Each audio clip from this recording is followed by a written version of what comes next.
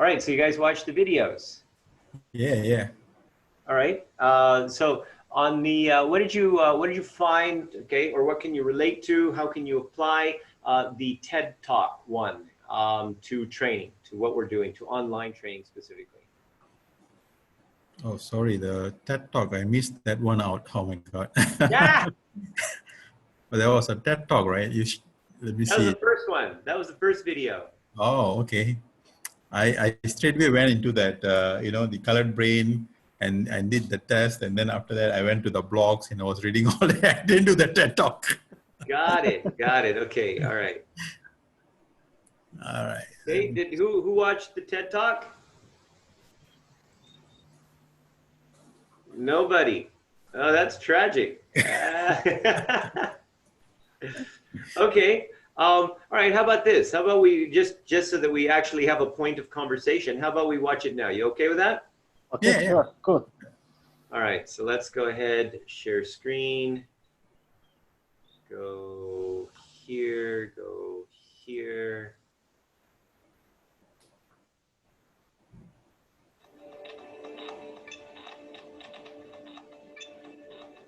Is it sharing? Can't see yet. Ah, yes. Okay, yes. Just an ordinary idea, but like a really cool idea. I mean, like an idea that you're thinking, wow, this idea can change the world, or maybe it can improve the way that people are doing things, or maybe it wasn't even just an idea, maybe it was a process, maybe it was a way of doing things. And you're thinking, wow, this is awesome. And then you tell the important people, the people that are going to help you make this Can you increase the volume a bit, Arthur? Maybe it is your teammates, and they look at you and they go, huh? And they don't understand you. Have you ever had an idea that you know is great, and yet people just kind of ignore you? They just didn't even consider that you had something valuable. Have you ever been in a situation where you know you can add value? You know that if people would just listen to you, that you could make a difference, an impact. You could improve productivity. You could improve something. You could innovate. You could create new things. You could make real progress. And yet, others would look at you and maybe even listen to you, but they already had their own way of doing things. And basically, they didn't trust you. Have you ever felt that people didn't trust you? Now, here's the problem with that.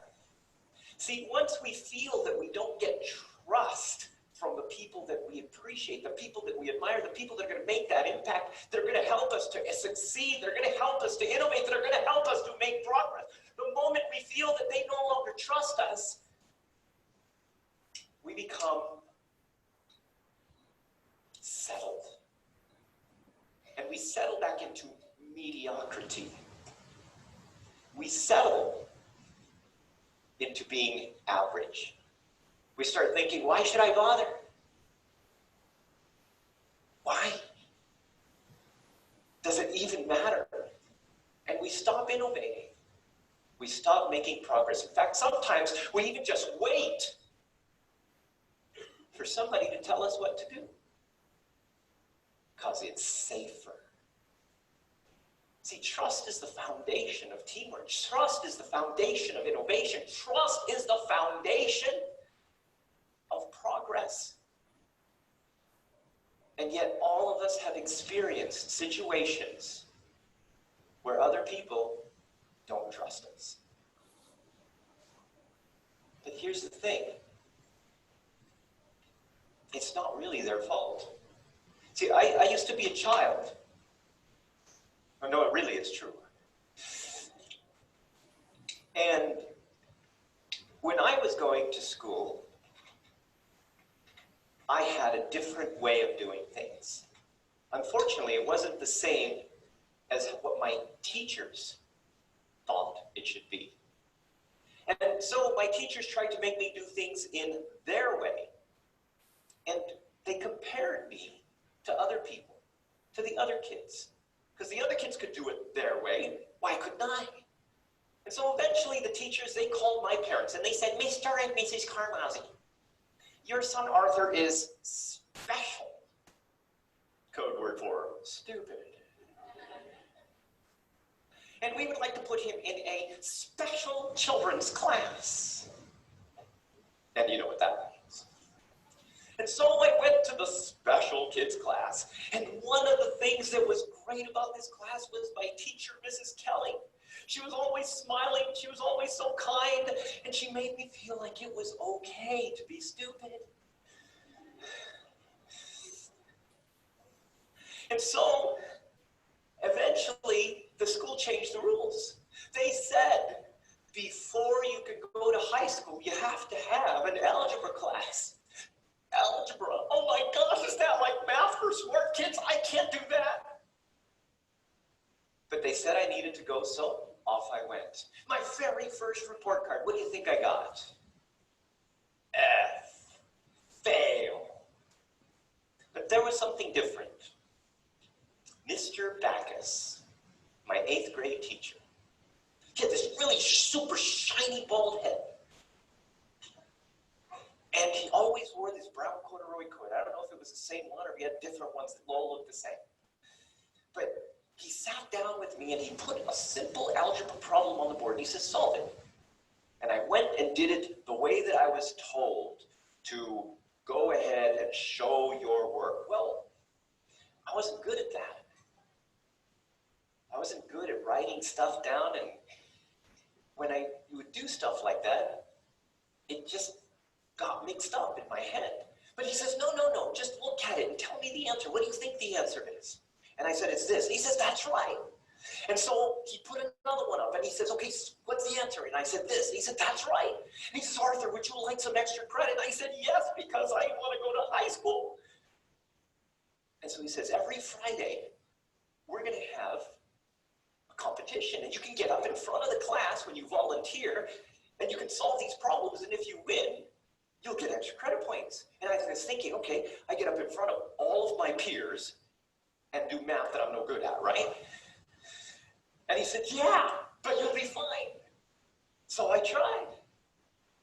But it turns out that in this particular game, in this particular structure of the game that was allowing me to do things in a way that was not the right way, I was actually pretty good. And the thing is that I was good at doing this game in front of all of my peers. And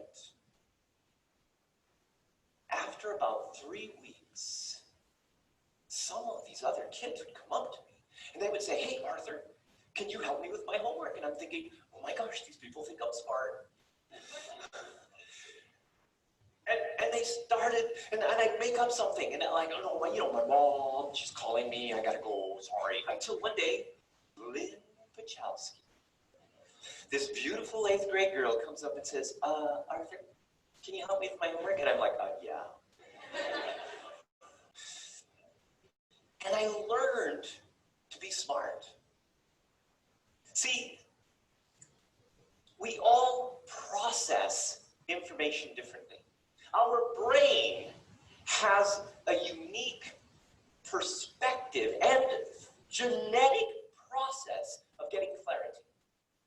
How we interpret information and make it clear is a genetic foundation. It's called the brain's ambiguity relief process.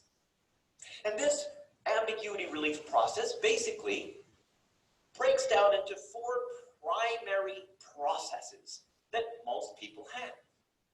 And the thing is that it's so obvious when it's your process. See, my process is a little bit chaotic. In fact, that's what we call it. It's called chaotic processing. We call it the green brain. Now, chaotic processing basically means that in your brain, nothing is connected. I mean, you've got like all this stuff over here, and it's over here, over here. And in order to actually connect things, in order to actually get some kind of clarity, in order for you to be able to make sense of something, you can't just sit down and have some structure. You've got to start moving and acting and trying to move and change things around and make it work. And that's how you get clarity. Unfortunately, only other green brains understand you. And so when you have chaotic processing, you are constantly taking action. And then people blame you for changing your mind. But see, if you're a great brain, you're not changing your mind. I'm simply shaping and reshaping the eventual end result, which is essentially the same. I'm not changing my mind. And then you have the red brain, or what we call linear processing. See, linear processing is about structure. The more structure that you have, the easier it is to connect things. And you find the structure, and you find how it connects, and you look for the patterns of that structure and how it all fits together. And once you find all the structure, then you start putting it all together, and you kind of cross-reference it, and then what happens is that it makes logical sense, and that gets you clarity. But then, if it's okay, then it's okay to take action. Now, can you imagine? Here is a chaotic processor. Okay, I got this idea, the little bit of information, let's do it. And then you've got the other guy, it's like, wait a minute, where's the structure? Where's the thing? No, structure is bad, because structure is going to confine you. And the other guy says, no, we need the structure in order to make sense of it. What are you talking about? Okay, and then what happens is you get conflict. You get people that are basically not trusting each other, because when you look at it, the guy that needs the structure says, oh my gosh, it's common sense. How can you not have this structure in order to get clarity? How can you not be logical and put it all together? And the guy over here is like, with the chaotic process, like, of course it's common sense that you just need to try it and test it and move with it. Okay, and then trust breaks down. Trust breaks down. Because it's so obvious to you, it is so clear that your way is the right way. And then you have the purple brain, or we call relational processing. Now see, relational processing, it's all about details. It's all about information. The more information I have, it's already connected. The moment that I get information, it starts to be kind of like this big giant TV screen where all the little pixels start to light up. And then the more information, the bigger, the easier it is to see the big picture. And then with all of this information, I see the options. I can see, oh, there's option 1, option 2, option 3. And now I can see how all of that is connected. And I can say, option 2 is the best one. And then that's how I get clarity, through all of the information, through choosing options and then looking at them. So once I have that clarity, then I can move. The only problem is that in order to get all of that information, it takes a lot of time. And then people misunderstand you because they think, oh, you're too slow. You don't need all those details. And then let's say, for example, you've got a purple brain boss who's asking their green brain counterpart, hey, I need a report. And the green brain gives them the report that's like 2 pages long. And the purple brain says, what? I need this details and these details and these details and these details. And the green brain says, why are you asking me to waste my time? Let's just do it. And they don't feel trusted. And this person feels disrespected. And teamwork breaks down. And then there's the blue brain.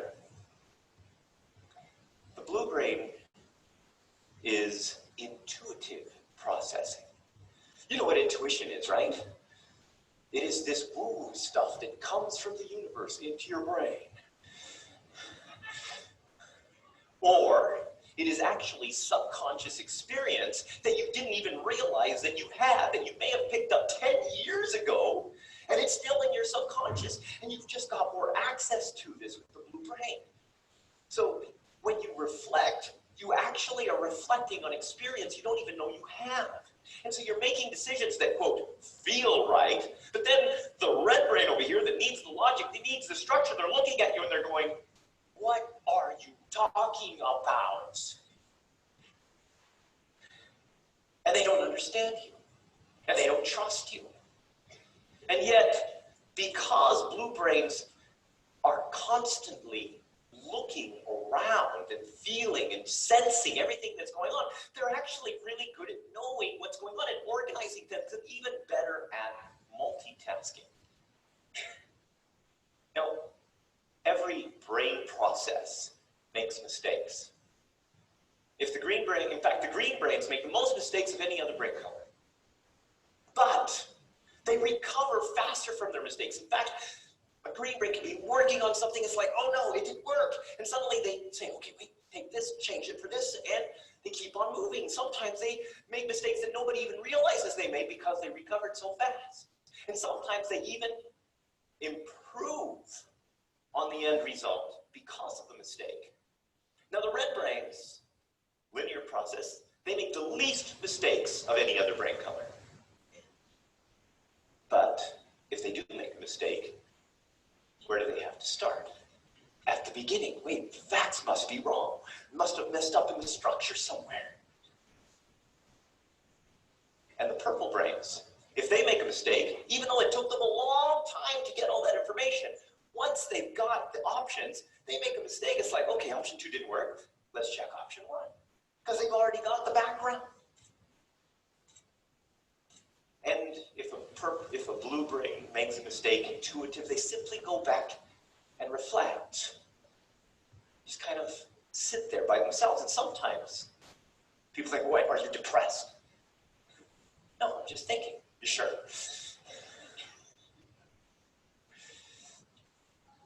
So the problem is that we are oftentimes judging people. We judge them by their genetics. We are judging people because their process is not the same as ours, and we stop trusting them. And their trust to us is also affected. Now, if somebody is judging you based on your genetics, that's called racism. So what I'm asking you here today is don't be a brain racist. Don't be a brain racist. What I'm asking you here today is that the foundation of trust is the foundation of progress.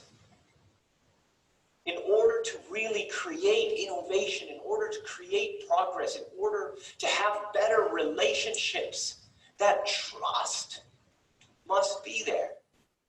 And in order to do that, we must accept our colored brain counterparts. We must accept people and their genetic way of looking things. So I want you to think about the people who you've interacted with, the people who you thought, oh my gosh, I can't believe they're doing things this way, or they're making my life so difficult. And I want you to think, what colored brain might they be? And have you been harsh on them because you've been looking through your own colored glasses? Stop being a brain racist. Create more trust and create greater environments. Thank you.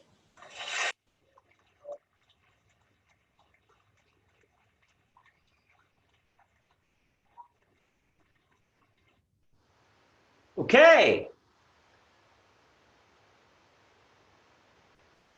So now, based on this, how can we apply, the elements of colored brain, the elements of your process, to online learning and creating trust within the students themselves?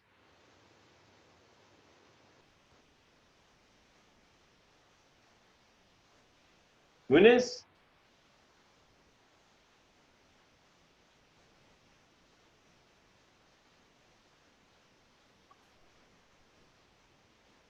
You're muted, Mr. Muniz. Your microphone, okay, yeah. Oh yeah. Okay, sorry. All right. Anyway, what I was saying is everyone has got a different view, different perception, and different way of looking at things. So likewise, our audiences, the people that we are conveying messages to, also view things in a very different way. So applying that to online learning, there will be different audiences that we will be facing, and everyone's thinking, learning, and accepting new ways, new ideas will also be different. So as a trainer, I need to basically be conscious of that and meet everyone halfway, and always find ways to encourage and reach people in a different way. If this way doesn't work, so try an alternate way, try a different way. So that's my take on that. Okay. Afnan?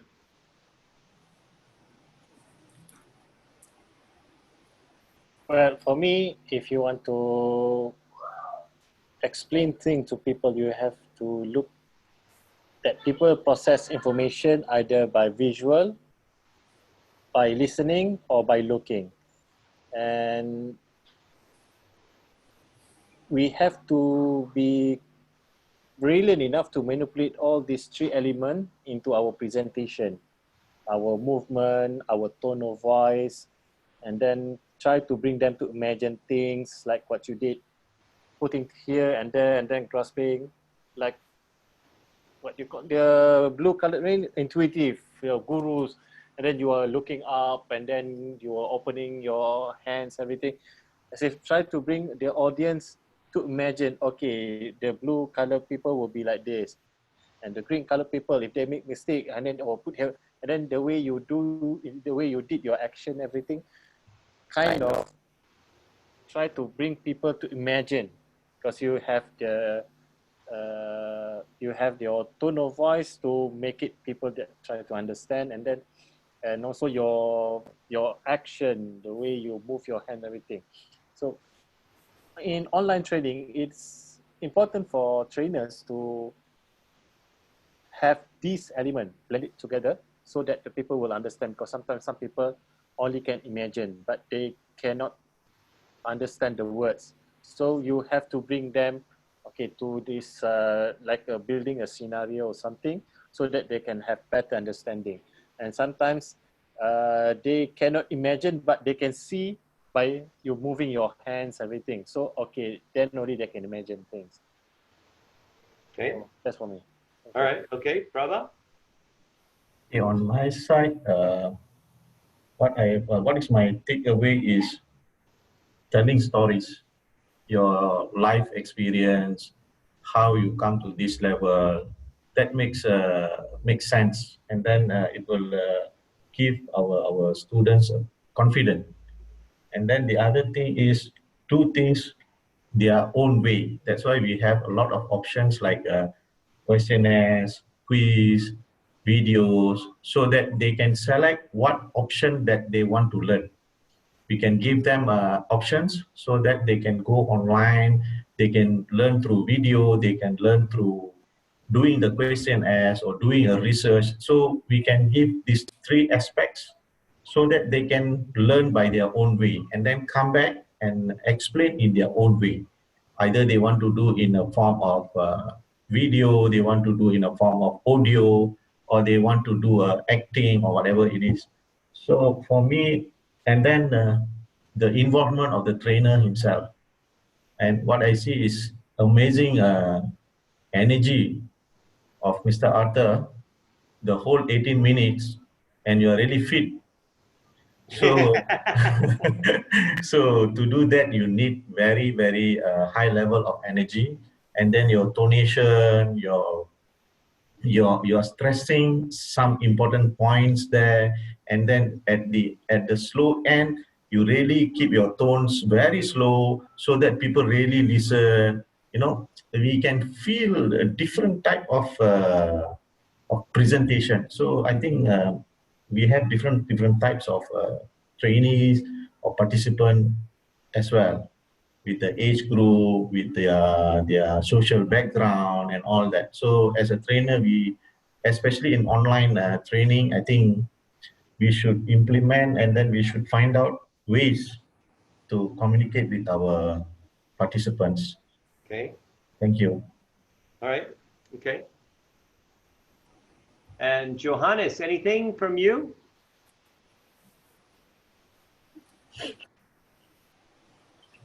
Okay, or you can just put something in the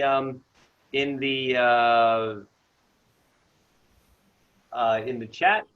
Okay, so anyway, now the main thing here is that when you're going to be connecting with different people, again, your colored brain. Did you guys take the test?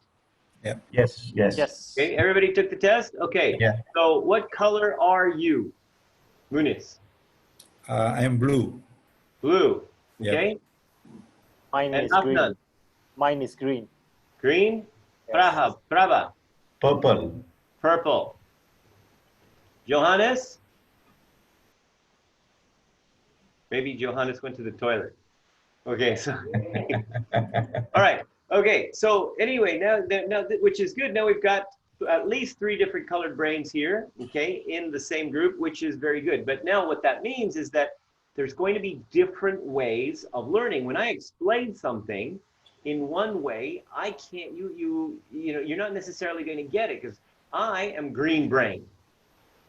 Okay? So I need to be able to connect with you as a purple and also you as a green and as a blue, and if there were red brains in there, as well as a red, right? So that means that in order for me to be able to, number one thing that I need to do is I have to know that I'm green brain, okay? Because if I know I'm green brain, I know my process is going to be basically, hey, let's just do it. Let's just try it.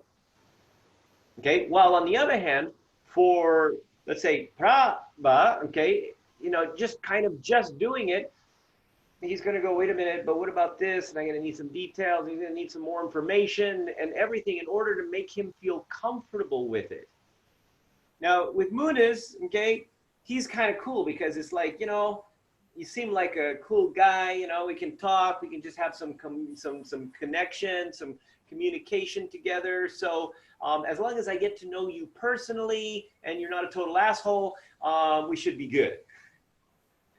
Right, kind of thing. Right.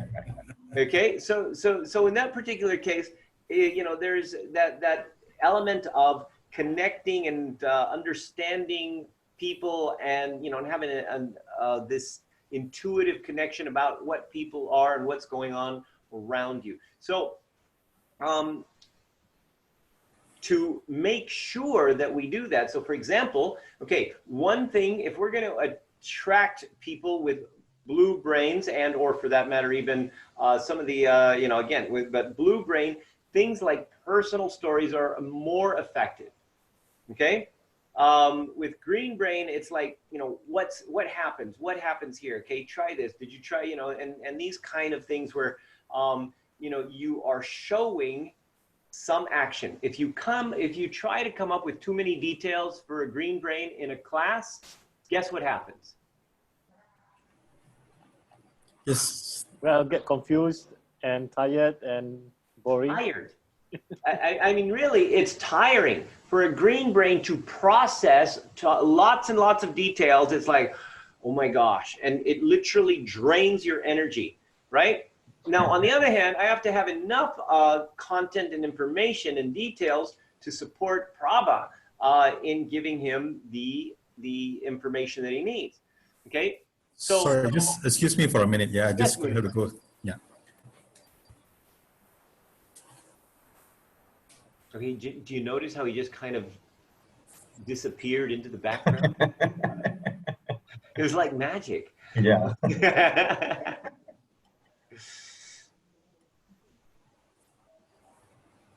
Okay. Are you going to wait for minutes? Oh, okay. Yeah. Yeah, we Sorry. already waited for him. He said just a moment, so he didn't Yeah. say wait 10 Yeah, I'm back. We're all good. Okay. Yep. So what happened was that, like, you know, so how do we please everybody at the same time? Okay, in a red brain, they're going to need facts. They're going to need, you know, these kinds of things. Okay, how does it fit together? Okay, give me some facts, give me some structure. You know, what is working. So, for example, now in this particular case, when we're having these little sessions, okay, this is we have one basic structure of here's a live course, and then we have some videos that we watch. So that in itself is structure. When you know what the structure is, you're okay. On the other hand, you know, for example, if before you really know what the structure is, as long as you kind of get the objective, okay, if you're green brain, it's okay, right? I mean, as long as you get the objective, okay. On the other hand, okay, Prabha, it's like, but wait a minute, how are we going to reach the objective? What are we going to be doing, okay? And you can't, so Prabha needs lots of details, and Afnan needs very little details. He just needs to make sure that you actually move and are getting something done. So. Right. Both are very different, right? So what we do is we give Prabha all of the details and everything, or the purple brain people in our classes, through handouts. Okay. Oh, here's this document. So remember, for example, I sent you the document with the headlines. Okay. We could have spent all this time, even on the recorded videos, going through, hey, do this video, do this, and here's this headline, and here's this headline. But oh my gosh, okay, for if you're green brain and potentially even blue, you would have been like, oh, this is so freaking boring. Yeah. Okay? and then it's like, oh my, you know, you don't do it, right? But here you had, instead of doing that, we went through, here's this thing, quick. Okay, here's the stuff, here's some general kind of information, and here's the handouts, boom. Okay, but we have the structure, and we're connecting people. We have these games where you can connect with people and everything else. Okay, so here, one thing that I would like you to do right now is I would like you to go to squadly.com, squadly.com. Here, let me copy that, put it in the, put it in here, all right? In the chat, squadly.com. All right, so for this, what you're gonna do is you are going to just set up an account. That's all you're gonna do, just set up an account. And you're gonna set up an account you're gonna download the app, but don't set it up yet, because I'm gonna send you, you're gonna set it up as a member, okay? So I'm gonna get your emails after the class, and I'm gonna send you a invitation to join the GTF team, okay? And so what it'll ask you to do is it'll ask you to go ahead and take a code, which will be in the email, and you just put that into, you know, this is the team I'm joining. All right? Excuse me, Arthur. Yes. Okay, is the app only available for one application? Because, okay, I have two phones, and one is operating on Android, another one is on iOS. You can choose whichever one you want. So if I decided to use on both, is it? Doesn't matter. Well, yeah, I mean, I don't know if it'll work on both. I don't know. Actually, that's a good question. I don't know if you can have the same team on two different platform phones. Maybe. That's why I'm asking. Yeah. I mean, you can use it on Apple or on Android for sure. Both of them work, but I don't know if you can use both. Like, we can try. If By using one account. Okay, never mind. In that case, I'll try on first phone, and then I'll try on another phone. Excellent idea. And let me know how it works, because that would be useful for the technical things. So okay, sure, thank you. This is one of the things that we're going to be talking about in gamification, all right? So this is one of the apps that you can use while you're doing online learning, and you can kind of give people some rewards here and there, and set it up so that at the end you kind of get a little bit of incentive, you know, like what we're going to be talking about in some of the videos that you're going to be watching later on today. So the first thing you do, of course, just set up an account. I'll send you an invitation, and then the next time we meet, we'll kind of, you will have some little icons or awards or whatever, depending on, what the interaction has been so far. All right. And when you do set it up, make sure that you set it up with your name and put a picture of yourself there so that everybody knows who you are. So Arthur, at this point, we just wait for your email, right? So we don't have to do anything, isn't it? Yeah, I mean, you can download it. It's okay. And then when you get the email is when you put in the code so that you can join the specific team. Oh, okay. Okay, but you don't have to do it now. I mean, just just do it after the class. Go download the code. I'll send you the. I will send you the invitations. Okay, thank you. Okay. Okay. Right. So now let's say, for example, okay, you now remember we're going to mix this up. So we've got the structure of setting everybody up for success before you even start designing your program. So you're designing a program, but when you're putting all these things together, this is where the colored brain and gamification elements are going to be important, because this is before we even create the program, remember, right? So when you're creating a program, let's say, for example, relationships, okay, Muniz, okay, you're going to be talking to the blue brains, the green brains, the red brains, and the purple brains at the same time. So when you're structuring all these little bits and pieces, you're going to have the different components that are going to appease each person. Okay, so what would you do in this? Okay, so we're going to go back to the Jamboard over here. Okay, we're going to make a new Jamboard. Well, actually, no, it's okay. Same Jamboard that you have before, if you remember. Okay, but now we have made a new a second sheet. Okay. I'll put the link in here. Okay, so this is a second sheet. Okay, go to sheet number 2 at the very top. Let me go ahead and share my screen. Right here at the very top, you've got this little thing that puts you on this one. So what we're going to do here is, okay, based on what we've learned so far, including a little bit about colored brain, okay, including a little bit about gamification, what are we going to do in order to, or what are some of the things that we need to consider in the creation of our content? We already know about like spacing and timing and little bite-sized things. We already know about that. Now, how can we connect what we've learned so far to making sure that people actually really understand it and it's clear? Okay, so go ahead, write some stuff down, come up with some ideas on what you can do to maximize the clarity of your program.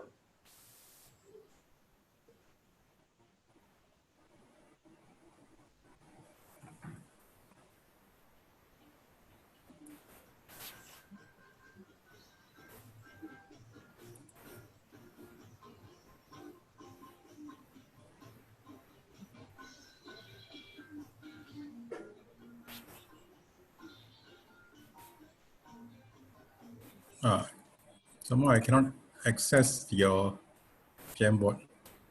Ah. Can you guys access? Mine is okay. I already put in one sticker note there.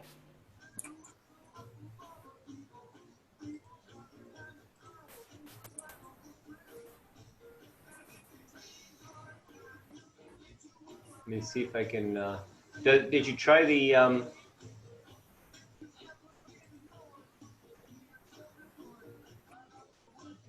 Me too, Mr. Arthur. not? No, I cannot. Wow. Well, that is Hang good. on a minute. Yeah, I think now I'm okay. Yep, You good? I'm okay now. Okay. I'm not. Try again. Refresh. Try again.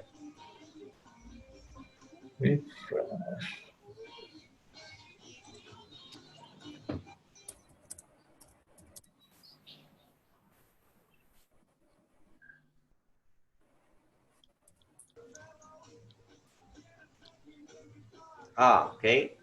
Somebody else has joined? Okay, can. Got it.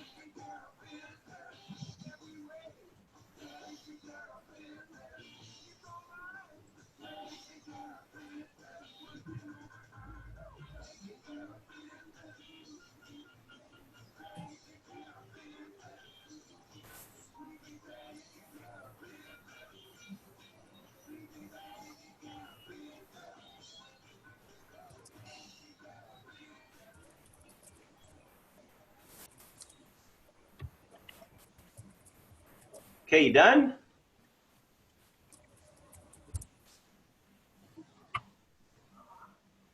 More to add? Muniz, anything Yeah. that you, okay, so why don't you kind of share some of the stuff that you've come up with? Hang on a minute, just finishing the last one. No worries. Okay. How about you, Afnan? You want to go ahead? Okay, mine, I put in 4 elements inside. The first one is trainers must know and understand the the participants demography, like their age, their education, their culture, etc. And but the trainer also must have different learning style according to participants' background. It will be useful if the trainer have control on the environment setting, like the music. Okay, I noticed because every time when we doodling in this Jamboard, you will be playing a lot of music inside there, and it just creates some mood for us to write there and then to have more ideas inside. And to me personally, I think if you have some sort like an assessment tool, short, simple, and easy to use assessment tool to know the background of your participant will really help you to deliver the program more effectively.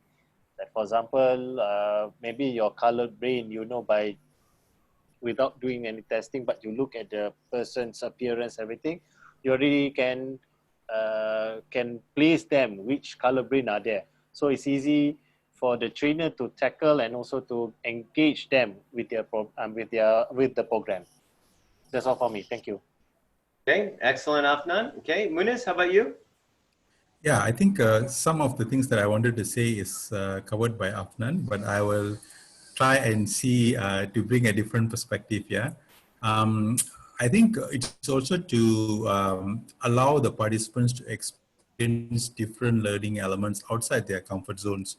For example, if you have someone who is, say, very blue brain, right, and trying to understand, okay, if this is how a blue brain would learn, right, what would be something which is outside their comfort zone? But of course, before we do that, we need to make them see it, to say that sometimes when you are learning, which is something which is not within your comfort zone, you get uncomfortable. So letting them see that, and then after that, introducing those concepts that make them a little bit uncomfortable, slowly at first, but assuring them that this is part of their learning process. That's one thing.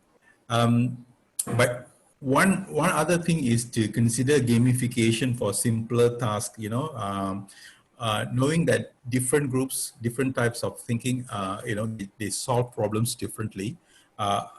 Put in a gamification that allows people to come in and contribute in a different way. So that basically will sort of help to bring the guards down. Yeah. Yeah, and also preparing materials that speaks to different groups.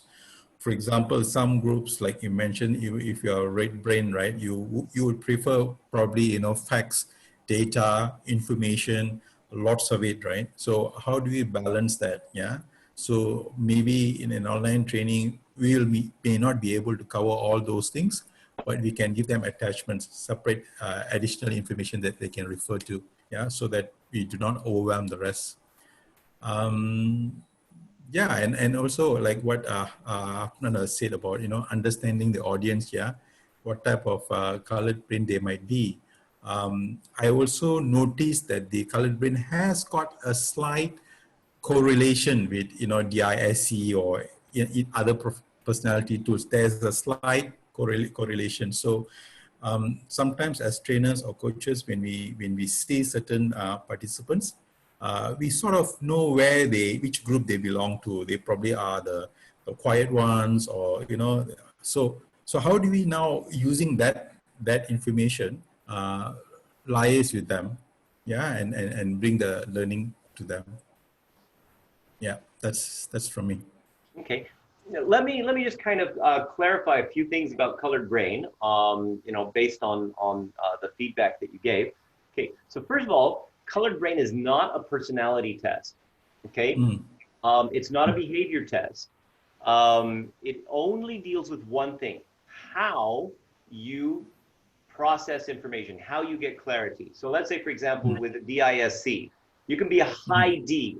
If you're a high D and you're green brain, okay, I mean, it's like, let's just go, okay, and let's just make it happen, and you're go. If you're red and you are a high D, then it's like so we've got to achieve this, we've got to achieve this, and we've got to achieve this, and you're going to do that, you're going to do that, you're going to do that. So creating the structure. So any of the colors can be any of these different things. You can be blue and still have a high D, okay? There is no correlation between emotion, which means also comfort zone is not a factor, okay? It's just about clarity, okay? How something makes sense. Right. Okay. It's only that part, but that element is where a lot of trust breaks down, and where people just basically get judged, because it's like, oh my gosh, this person is they don't know, they don't have enough information, or they're just jumping into things, or they're just kind of spending too much time analyzing stuff, or they're whatever. Okay. So you start to make judgments of people because of their process. Okay, but remember, emotion. So for example, you can have a high a green person, okay, with a high emotional drive of security. Okay, so that green person is basically, even though they need to take action to get clarity, they're still going to not take risks. Right? So and a red person with low security, you know, even if it's not completely structured and they're not completely clear before they move, anyway, if, you know, it should be okay if they're a risk taker, right? But the process is still the same. Okay, and again, behavior is different, right? So for example, a red brain will analyze things based on structure. This plus this plus this equals this, okay? Right. If I have this, I put this and this and this, okay, then it should work. Okay, a green brain, if you ask a green brain to analyze things, it's like, okay, so if I've got this thing over here and then maybe something like that might happen, and then what happens if this happens? And so you're creating this action and movies in your head. The behavior is analysis, but the process is still very different. Does that make sense? Yeah, yeah. Okay, and this again, you know, especially in the relationship area, okay, this is where, I mean, we've literally had husbands and wives on the verge of divorce because they didn't get each other. And finally, you know, when they do this, like, oh my gosh, that's why. There was one situation where, okay, we do these culture change programs, right? So one situation where there was we did the culture change for one of Emirates hotels, okay? And there's this French F&B manager, so he's second command.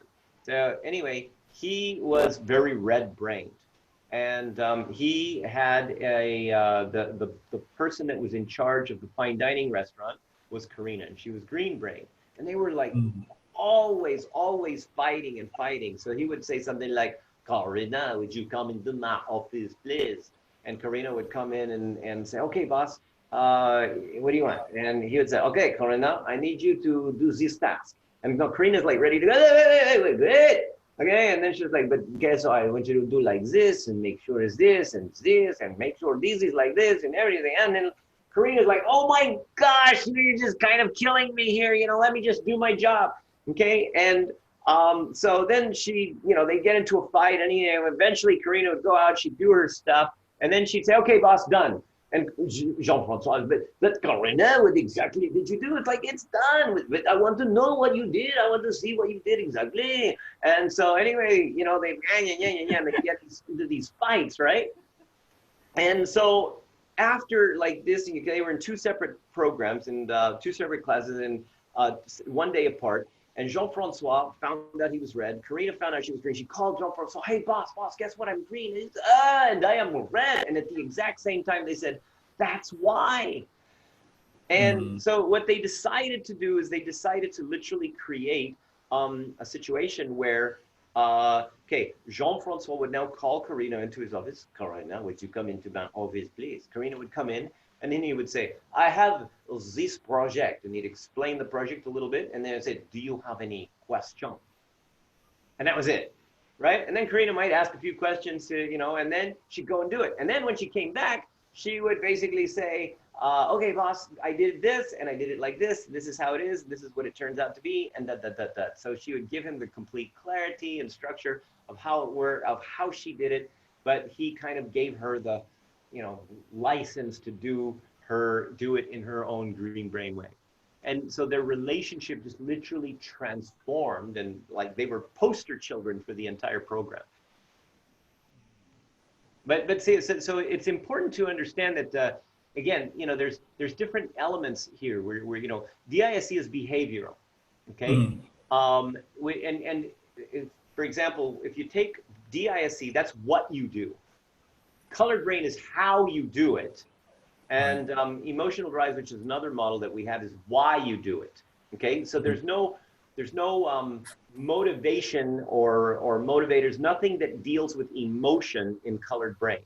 Okay, so like if you're a risk taker or not a risk taker, nothing to do with colored brain. If you are adventurous or if you are you know, security oriented or compliant or any of these things, nothing to do with colored brain. That's all the emotional drive.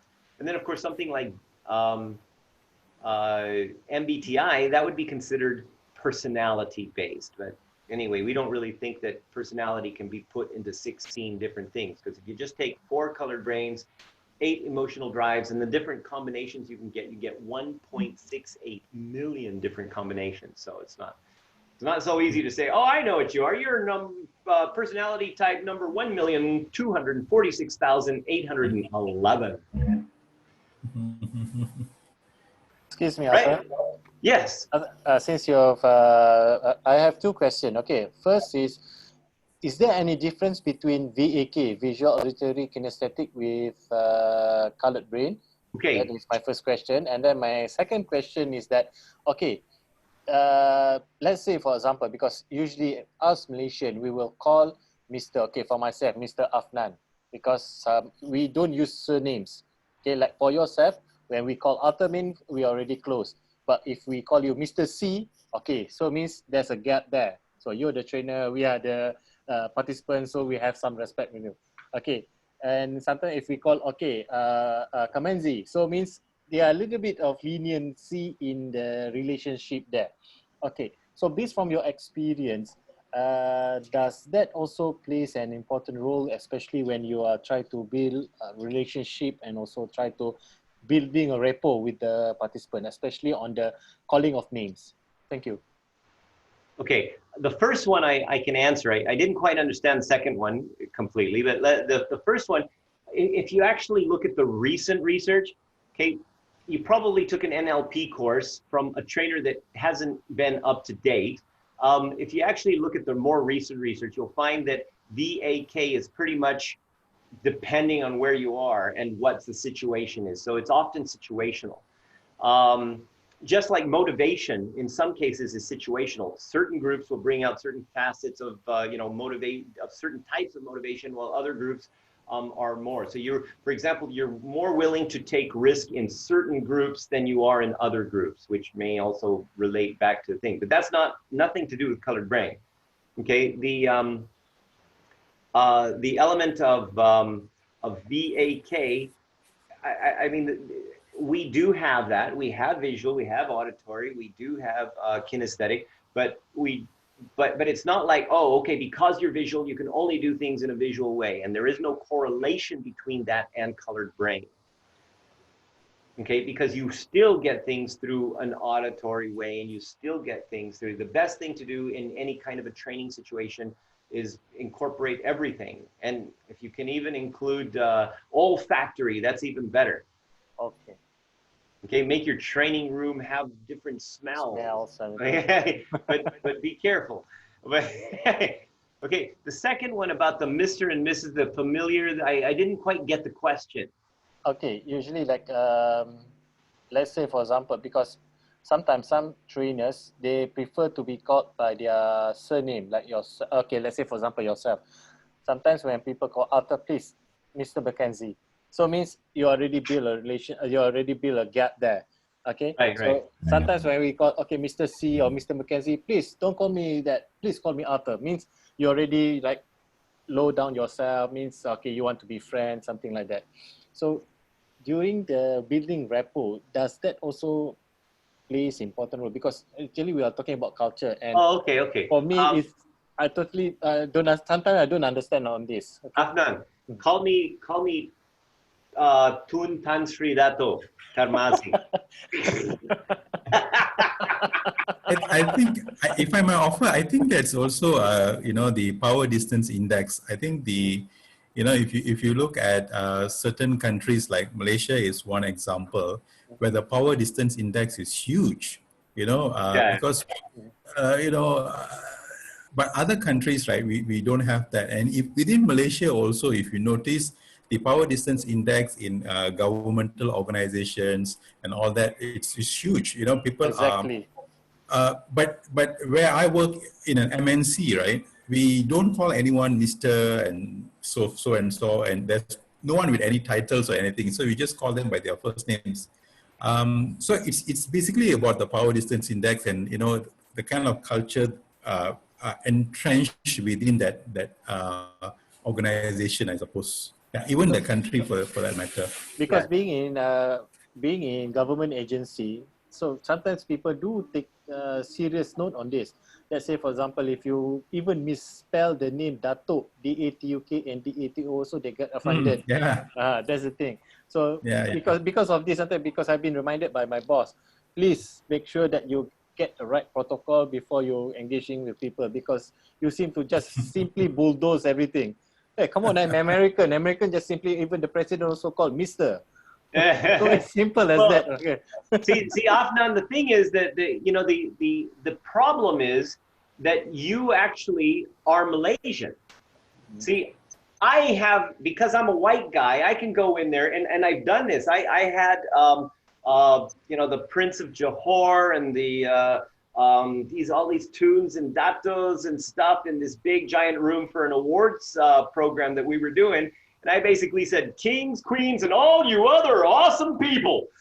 And that was my, they told me you have to do like this protocol that, Dato Tanchi and and everything else. The intro, the intro itself probably take you 15 minutes. And basically I just said, look, I'm sure you're all very important, so I'm not going to bother you because you are all in with all these titles, because I know that you are all important. Yeah. And that kind of made everybody else laugh and everything. And so again, I mean, but I can get away with that because I'm a white guy. Yeah, exactly. For us Malaysian, like Mr. Muflis, Mr. Prabha, definitely will be in trouble if we don't. Exactly. Demoted. Demoted then. But where you can, of course, try to be as familiar as you can be. You're as a trainer. Yeah. You remember that people have been learning from their peers forever, and if you actually go into China, of course, you have the teacher is like the higher level and everything else. I mean, but you've got different cultures. At the end of the day, don't let any gaps. First of all, you've got to build your credibility. I mean, that part is yeah. You do have to have your credibility. Definitely have that out there. Make sure that people know what you've achieved, know what you've done, but don't flaunt it. It's like, oh, hey, I got a Ferrari. What kind of car do you drive? Right? I mean, it's like, that creates a distance and it diminishes rapport. So yeah. Exactly. Yeah. Okay. Yeah, So totally use your first name wherever you can. Yeah. Thank you. Thank you very much for the explanation. Yes. Anyway, Prabha, you were going to share what you had written down and what you came up with on the mind map here. Okay, the first one is we have to bring the participant from down to the objective for us to achieve the objective. All right. The first one. Let me see whether my microphone is on or not. Yeah, we can hear you. On, eh? All right. Then the second one is prepare options. Planning. Our planning in conducting the class or conducting the session. We must have planning. Then select several options that we can assist the students or participants. And then the third one is everybody is smiling, right? But that is smiling, but we do not know what is their mental state or physical state. So we have to identify in a very beginning. That's why sometimes trainers ask for the attendance list or the names of the participant so that they can do a simple homework to know these persons, or they will communicate with the HR manager or the person in the company or the workplace to get to know about these people before entering a session so that we can be prepared. The fourth one is the mediums that we available in online. Okay, we have a lot of mediums, a lot of ways that we can convey our message to our participants or the attendees. The last one, of course, telling stories, because I'm in occupational health and safety consultancy trainings and all that. So I used to tell story about my own son, who is a special kid, right? He's 29 now. So we were taking care of him from when he was 3 years old, where he cannot walk. he's bedridden and all that. So I relate all these difficulties and the problems that we face by raising my son into the occupational safety. If you get injured, this is what the thing that you will go through in your life. So I think, and that is one experience, and then the other experience is our life experience where we have been demoted, we have been demotivated, discouraged at workplace or whatever. We have come through all the ways, all right, and then come to this level. So these are the stories that we can tell the participants so that they are come back to our objective of the class or objective of the session. That's all, starter. Okay, all right, excellent. Johannes, are you there? You want to type something in the chat?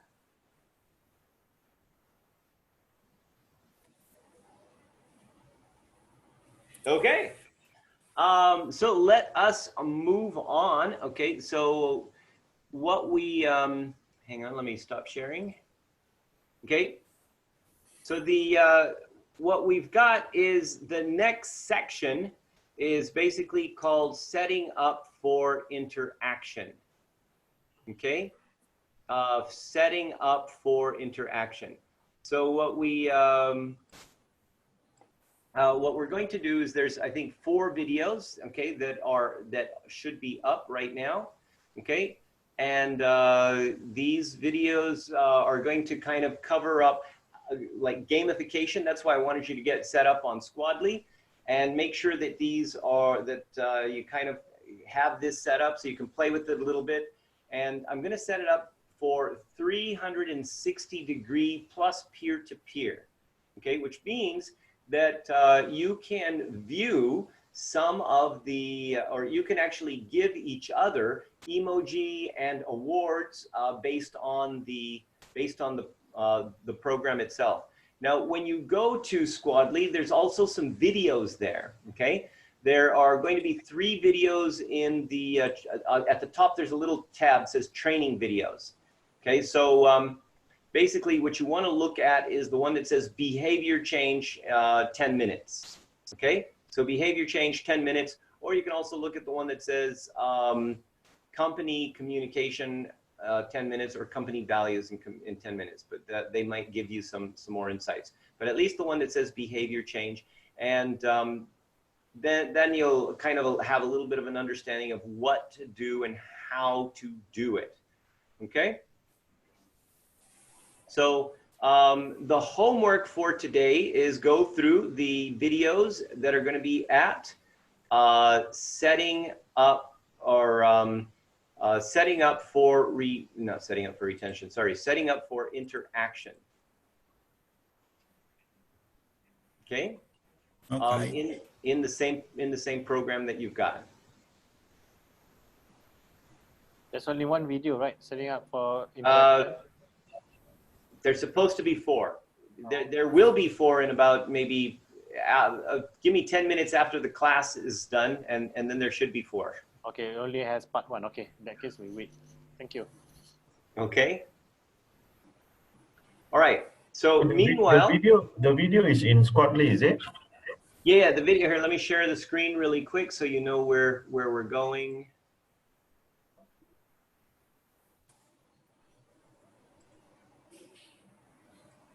Okay, and in Squadly, if you click on right here, so here's join Squadly, you go here, you can basically and I'm going to give you some actually let me give you a coupon code to upgrade. I'll send that to you as well. And then for training videos, it's right here. Okay. Okay, and watch this one. Okay. Okay. All right.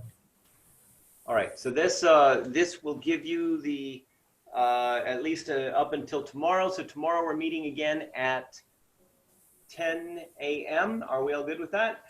Yes. Okay. Yep. Okay. Okay. And so the homework right now is basically get set up on Squadly, watch the videos, And at the moment, that's all we're going to do. And then tomorrow we'll have a little bit of homework on you know, another video to do based on some of the things we're going to discuss tomorrow. All right. Arthur, just to reconfirm again, the setting up for interaction, that is available in the GTC page, right? Yes, yes, Okay. that is correct. So that'll be on the global, on the one that says arthurkartra.com and whatever. Okay. Okay. All right. All right. Okay. Any other questions? All good. All good. Good. All right. Okay. Fantastic. Okay. Then I will see you tomorrow at 10 a.m. And All right. let's plan for just the morning and not the afternoon. Is that okay? Okay, cool. All right.